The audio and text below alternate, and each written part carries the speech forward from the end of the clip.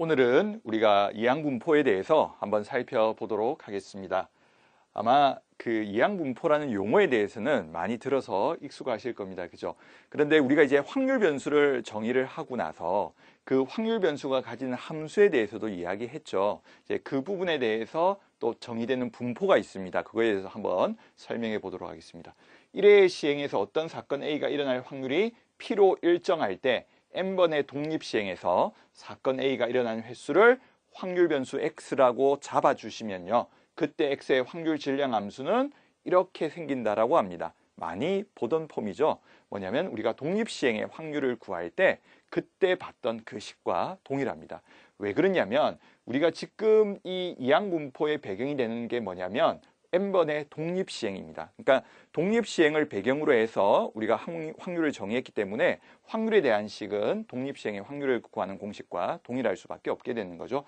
자, 위에 같은 확률 질량 함수를 갖는 확률 분포를 우리는 이항분포라고 하고요.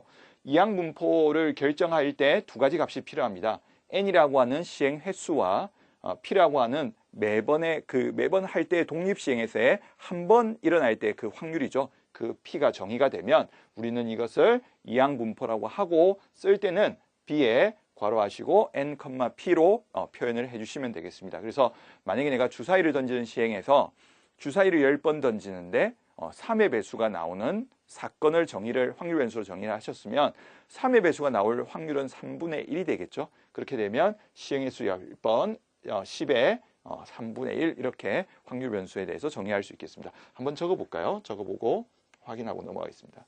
자, 확률 변수를 X라고 잡아주시면요. 자, 이항분포 10번의 3분의 1. 자, 이렇게 정의할 수 있습니다. 그죠? 그러니까 어렵지는 않습니다. 다만 용어들이 이항분포라는 단어는 괜찮을 건데 뭐 확률 변수, 확률 질량 함수 이런 말들이 조금은 처음에 조금 불편할 겁니다. 그죠? 그런데 자꾸 이 이항분포의 문제를 해결하시다 보면 기본적으로 큰 흐름을 이해하시는 데 그렇게 어려움은 없을 것 같습니다. 자, 우리 문제를 한번 통해서 확인을 해볼까요? 자, 이항분포를 따르는 확률 변수 X에 대해서 자, 보니까 시행의 수는 n번이었고요. 개별적인 독립시행의 확률은 2분의 1입니다. 뭐 예를 들어 주사위를 던지는데 짝수의 눈이 나올 확률 정도로 생각을 하셔도 되겠죠.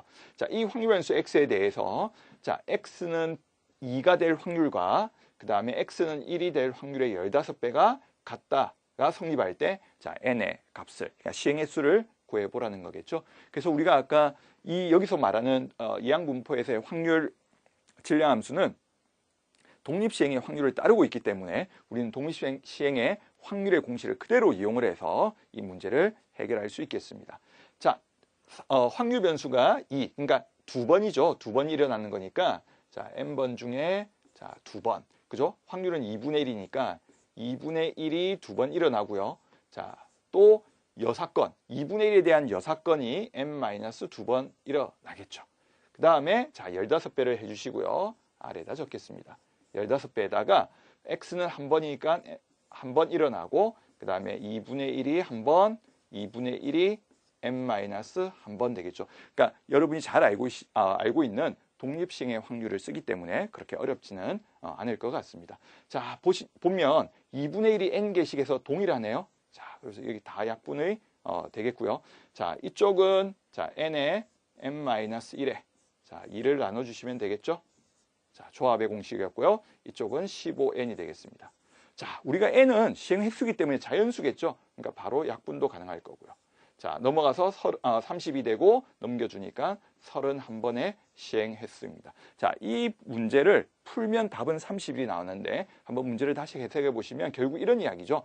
시행 횟수가 31번이 될 때 개별적인 확률은 2분의 1입니다. 그때는 이 식이 만족을 한다는 뜻이겠죠. 그죠? 그래서 기본적으로는 독립시행의 확률을 쓰기 때문에 그 독립시행의 확률에 대한 공식을 정확하게 기억을 하고 계셔야 문제를 해결할 수 있습니다. 그리고 이항분포는 기본적으로 독립시행에서 나왔다는 사실을 끝까지 기억을 해주셔야 우리가 좀 더 복잡한 문제를 해결할 때 충분히 쉽게 접근할 수 있을 것 같습니다.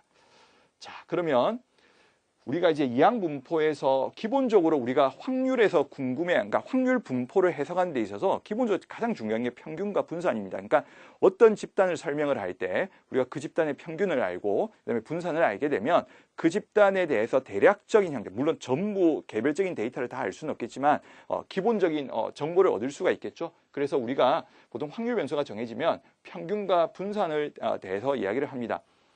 우리가 실제로는 이 평균과 분산을 구하는 과정도 중요는 합니다. 근데 저희가 이제 기본적인 개념을 다루다 보니까 그냥 공식처럼 이렇게 설명을 했지만 한 번 정도 우리가 학생들이 교과서 연습 문제나 보시면 이 평균과 분산을 구하는 과정에 대한 문제가 있습니다. 그래서 한 번 정도 직접 유도를 해보셔도 좋을 것 같습니다. 그러니까 우리가 이항분포를 아마 이항분포를 좀 어려워하는 학생 입장에서는 결과만 외우는 것도 충분할 겁니다. 그러나 조금 깊이 공부하고 싶어하는 학생들에 있어서는 한 번 정도는 꼭 유도를 해보시는 게 좋을 거라는 생각이 듭니다.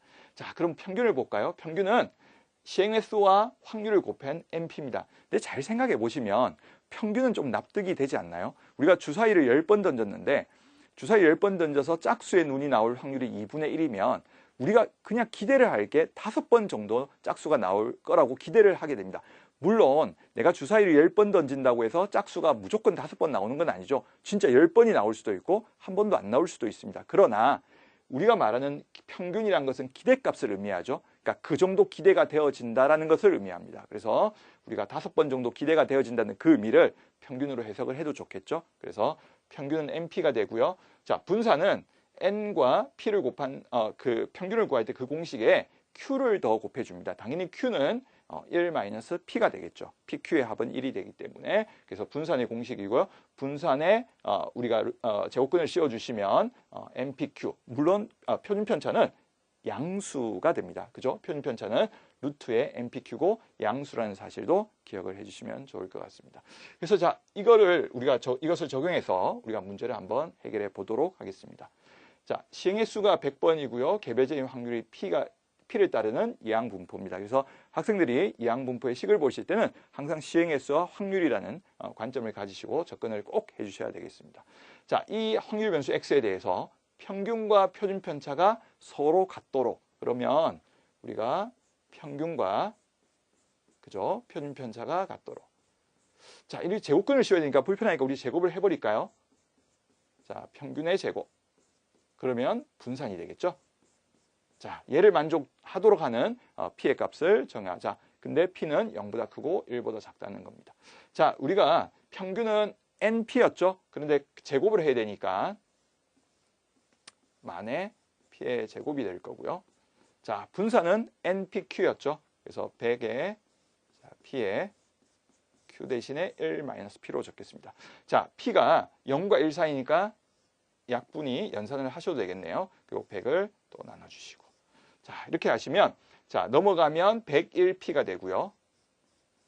그죠? 이쪽이 1이 되기 때문에 P는 101분의 1인 것을 확인할 수 있습니다. 그래서 우리가 이항분포의 굉장히 중요한 통계량인 평균과 분산, 분산의 제곱근인 표준편차. 그래서 우리가 꼭 기억을 해두시고 이 공식을 정확하게 기억을 해두셔야 우리가 나중에 이항분포와 또 다른 정규분포의 관계를 통해서 문제를 해결할 때도 쓰는 공식이기 때문에 꼭 한번 암기를 해주셔야 할 것 같습니다. 한 번만 더 정리하고 마칠까요? 자, 평균은 시행횟수와 확률을 곱해주시면 되고요. 분산은 시행횟수의 확률을 곱하시고 그다음에 6건의 확률을 곱해주시면 될 것 같습니다.